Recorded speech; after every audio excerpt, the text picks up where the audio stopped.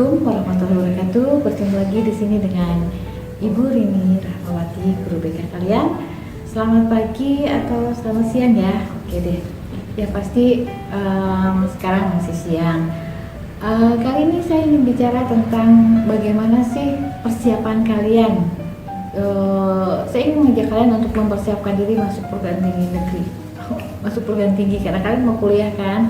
Untuk kalian yang ingin kuliah pasti ingin masuk perguruan tinggi negeri gitu kan. Kenapa? Karena banyak hal gitu kan. Orang berlomba-lomba masuk perguruan tinggi negeri. Apa sih perguruan tinggi itu macam-macamnya, ada banyak ya. Ada institut, ada universitas, ada sekolah tinggi, ada politeknik. Jadi kan bisa memilih apakah kalian mau ngambil institut. Misalnya institut contohnya ITB, ITS, IPB, ITENAS gitu kan, ITHB atau IKOPIN gitu kan. Kenapa kalian ngambil institut gitu kan? Karena institut itu di situ khusus banyak tentang teknik. Misalnya kalau ITB itu khusus tentang teknik, semua teknik ada di ITB. Kalau IPB khusus tentang pertanian, semua dia tentang pertanian di sana. Kalau IKOPIN tentang koperasi, semua ada di sana. Kalian bisa ngambil salah satu di sana. Atau kalian ngambil universitas saja. Kalau universitas itu jadi di sana tuh ada macam-macam, ada tekniknya, ada IPA-nya, ada IPS-nya, ada bahasanya, ada keguruannya, ada macam-macam. Jadi itu lebih luas lagi daripada institut.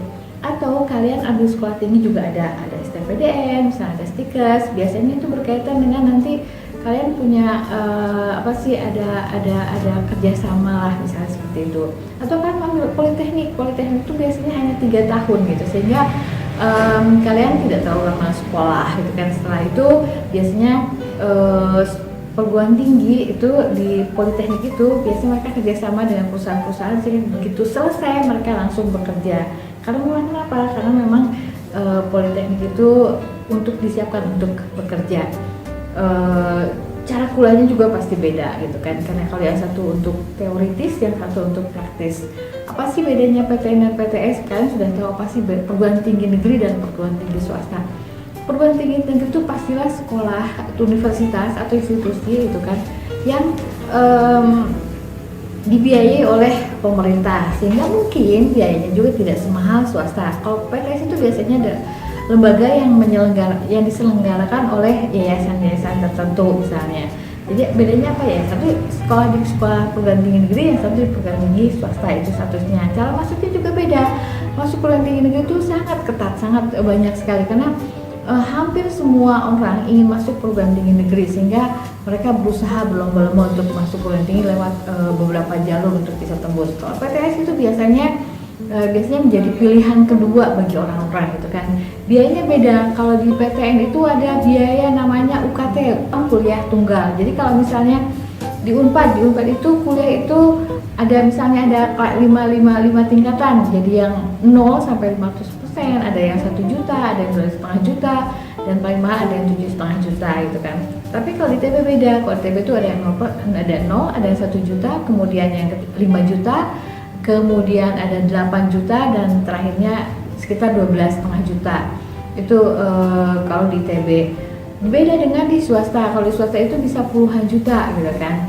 Tapi juga ada swasta yang hanya di kisaran 7 juta juga masih banyak gitu. Tapi relatif lebih mahal lah dibanding dengan perguruan tinggi negeri.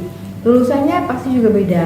Rata-rata kalau misalnya biasanya kalau kalian ingin masuk, kalau ingin menjadi PNS itu biasanya beda. Kalau biasanya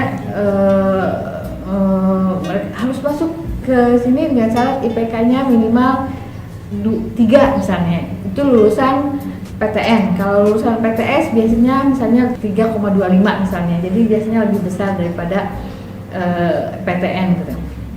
Masuk jalur PTN itu ada beberapa cara. Ada 5. Pertama, SNPTN, saringan nilai masuk perguruan tinggi negeri. Artinya apa?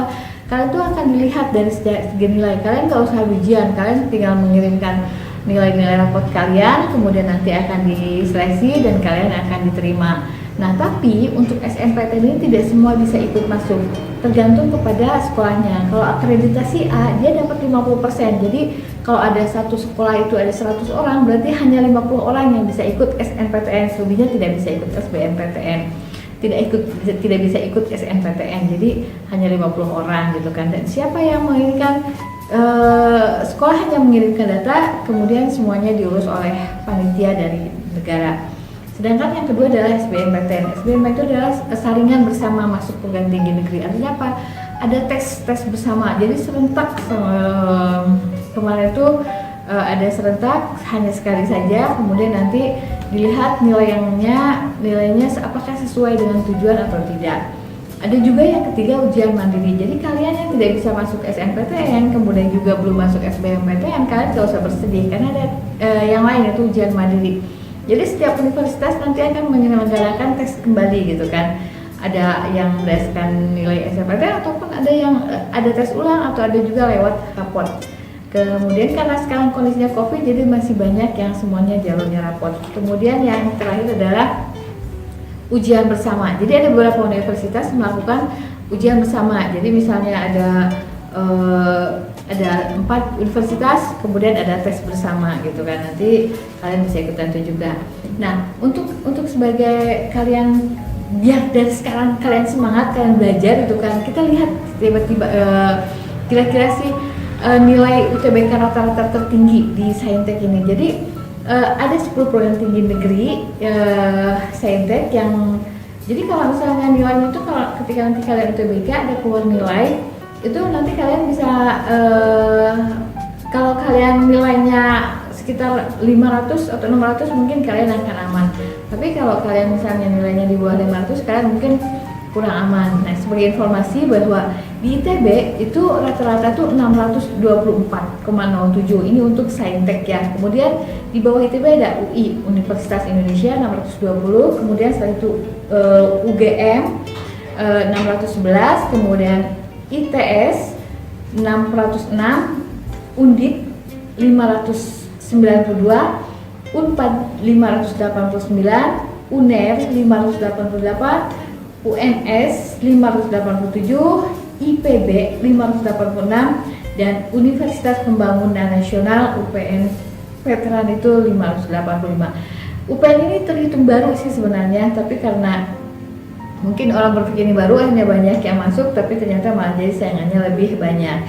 Sementara untuk UTBK tertinggi dari perguruan tinggi negeri yang untuk sosumnya masih tetap dipegang oleh ITB. Jadi tadi oleh ITB yang pertama teknik yang sekarang juga sama ITB, yaitu dipegang oleh jurusan, kalau tidak salah oleh jurusan desain ya gitu kan. Di ITB juga sama 628 untuk IPS-nya. Di UI kemudian 608, di UGM 608 juga, di ITS 586, di Undip ada 583, di Unpad 582, UNER 583, UB Universitas Brawijaya 572, Universitas Pembangunan Nasional UPN Veteran Jakarta gitu kan, 569, dan UPN Veteran Jakarta 569. Nah itu kemudian, nah apa sih prodinya gitu kan. Jadi kalian kenapa saya sebutkan itu, karena kalian bisa melihat, kalian bisa mengukur diri. Kalau misalkan kalian bisa, pokoknya saya bisa sampai 600, kalian bolehlah ambil universitas yang tadi itu kan. Tapi kalau misalnya kan hanya di nilainya 500, mungkin kalian coba cari universitas lain yang kira-kira bisa kalian masuk. Kalau kalian masuk perguruan tinggi negeri gitu kan, pokoknya kan harus masuk perguruan negeri, berarti kan buat strategi. Jadi bukan masalah pintar, bukan masalah bisa, bukan masalah apa-apa, jadi masalah strategi sekarang yang harus kalian terus pikirkan. Nah, ini ada prodi-prodi, jadi program studi yang juga sama susahnya gitu kan, yang memiliki nilai-nilai yang tertinggi, yaitu di Fakultas Seni Rupa dan Desain ITB. Jadi kalaupun kalian senang gambar gitu kan, nggak hanya hobi saja menggambar, nggak bisa.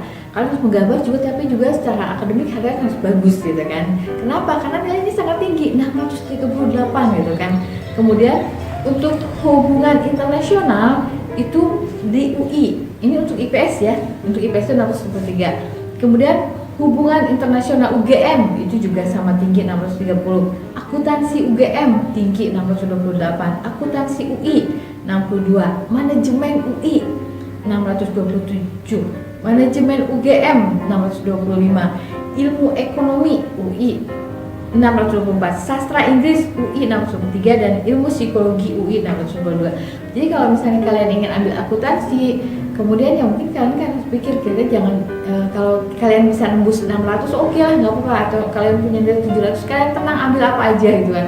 Tapi kalau misalnya kalian hanya 500, ya kalian gak usah bunuh diri gitu kan, karena kalian tuh sudah dijamin saingannya sangat-sangat ketat sekali gitu kan. Itu untuk IPS.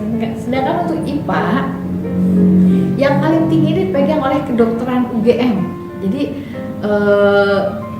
kedokteran kemudian ambil UGM, kalian nilainya harus di atas 642 gitu kan. Kemudian ilmu aktuaria UGM, aktuaria ini sebenarnya termasuk belum lama ya, masih baru, tapi banyak sekali peminatnya sehingga nilainya tinggi, dan itu mungkin biasanya orang yang pintar-pintar yang senang hitung gitu kan, aktuaria itu.